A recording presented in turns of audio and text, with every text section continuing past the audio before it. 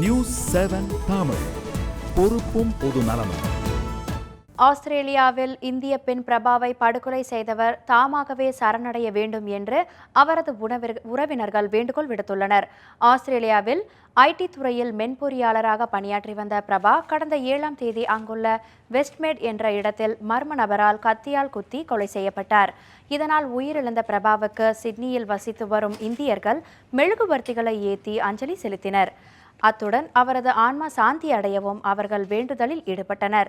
இதனிடையே சிட்னியில் செய்தியாளர்களிடம் பேசிய பிரபாவின் சகோதரர் சங்கர் ஷெட்டி தமது சகோதரியை கொலை செய்த நபர் தாமாக போலீசாரிடம் சரணடைய வேண்டும் என்று வேண்டுகோள் விடுத்துள்ளார். இதேபோல கொலை செய்யப்பட்ட பிரபாவின் கணவர் அருண்குமாரும் மனைவியை கொலை செய்த நபர் சட்டத்தின் முன்பு நிறுத்தப்பட்டு தண்டிக்கப்பட வேண்டும் என்றும் கோரிக்கை விடுத்துள்ளார்.